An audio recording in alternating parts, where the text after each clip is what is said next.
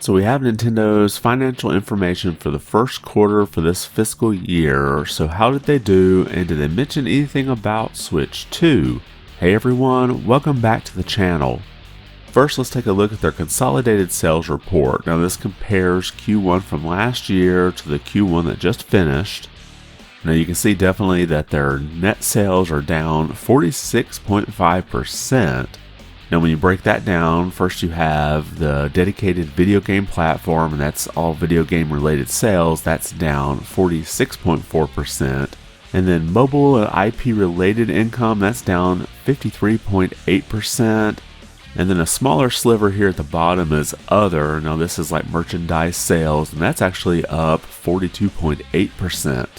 Now Nintendo goes into the main reason why dedicated video game sales, as well as why IP related sales are down, and this is a pretty obvious one. Super Mario Bros. The movie came out in Q1 of last year.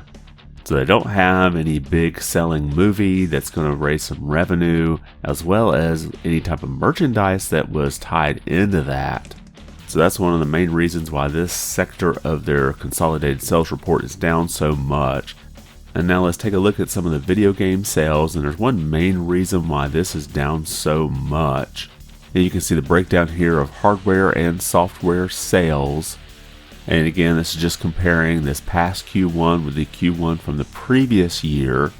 And you can see everything is down when you compare the two quarters. Now, before we get into the main reasoning for that, you can see so far Nintendo has two games that are first party that are million title sellers, and that's Paper Mario The Thousand Year Door, as well as Luigi's Mansion 2 HD. Now what's interesting is that Endless Ocean Luminous did come out this quarter, but it apparently did not hit 1 million sales, at least not yet.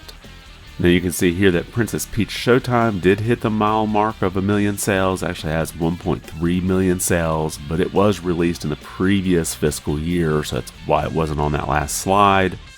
And you can see over here on the right why Nintendo had such high sales for Q1 last year when compared to this year, and that's because Tears of the Kingdom came out in May of 2023.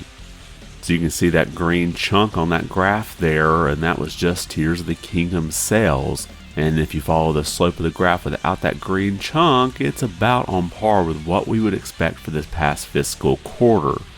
And to go along with that, you have the hardware sales here listed, and you have that same big bump in 2024. And I believe that's because of Tears of the Kingdom, as well as that special OLED model that came out. And on the right here, you can see when Nintendo compares the annual playing users, that still continues to climb. And here you can see that digital sales are down 32.6% when compared to the previous Q1, which is what we would expect since sales are overall down. However, the proportion of digital sales is up 11.6%. Now, Nintendo doesn't mention this in the briefing, at least I didn't see it, but I believe that's because Tears of the Kingdom had such success selling physical versions. But now that we don't have Tears of the Kingdom, which was a huge seller physically, it's about in line with what we had just in the previous quarter, Q4 of the last fiscal year. And then we have a reminder of all the games that are coming out for the rest of the fiscal year. Obviously, we already have Nintendo World Championships NES Edition that's out now. And then we had that surprised announcement of Emo, however you say it, the Smiling Man Famicom Detective Club coming out August 29th. And then The Legend of Zelda Echoes of Wisdom on September 26th, followed by Super Mario Party Jamboree on October 17th. And then Mario and Luigi Brothership on November 7th. And then finally we have Donkey Kong Country Returns HD January 16th.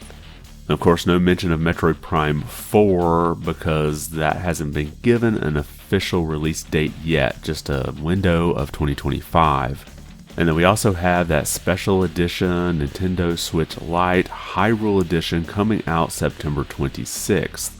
Now, Nintendo has not announced any other special edition Switch systems, but I would not be surprised if we see one more announced after this Zelda one gets released. And I'm not sure if we'll see maybe the Mario and Luigi Brothership one get announced, or maybe a Donkey Kong Country Returns. Or who knows, Nintendo might have one more surprise announced game up their sleeve.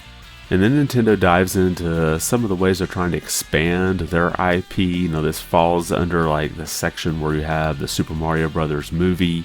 And they've already announced there'll be a sequel to that coming out April 24th, 2026 in Japan and April 3rd, 2026 in the US and most other markets. But that won't be in this fiscal year, nor will it be in the next one. So that's a little ways out when you look at fiscal years. Now they also have the live action Legend of Zelda series that doesn't have a date just yet.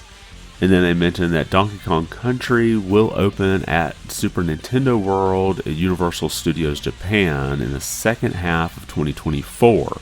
Now the entirety of Super Nintendo World is supposed to open at Universal Studios Orlando sometime next year, but we don't have a date for that, so that may end up falling into the next fiscal year, so sometime in like April 2025 and beyond. And Nintendo has the Nintendo Museum that's supposed to open this fall in Japan, as well as another store opening in San Francisco sometime in 2025. And that was most of the highlights here from their financial results from Q1 for this year. And again, just like their last earnings release, there was not anything here about Switch 2. Now, they haven't had their investor call just yet, so I would imagine they're going to get, again, a lot of questions about their next hardware. But Nintendo's being pretty quiet about their next hardware, so I don't think we're going to hear anything about that at that Q&A either. So overall, this is kind of what I expected to see. Nintendo did say that they did not revise their forecast in sales, so it seems like they're still on target to get pretty close to the PlayStation 2 in sales by the end of this fiscal year. And one interesting note from here, The Legend of Zelda Tears of the Kingdom has sold over 20 million copies in just 1 year since it was released. So it doesn't look to me like it's going to reach the 32 million sales that Breath of the Wild has, but I would kind of expect that from a sequel game. So overall, I think this is pretty good financial news for Nintendo. Now, a lot of the headlines are going to talk about a 40% drop in Q1 from last year, but you do have to keep in mind that sort of an unusual quarter with both Tears of the Kingdom coming out as well as the Super Mario Brothers movie. But let me know your thoughts about all the information here, as well as do you think the Switch is going to reach that 155 million mark, or as Jim Ryan now calls it, 160 million mark of the PlayStation 2 and become the best-selling system of all time? Drop a comment below and let me know your thoughts. And if you liked the video, be sure to give it a thumbs up, and if you haven't subscribed yet, consider doing so. It really does help the channel out quite a bit. I want to thank you for watching, and be good.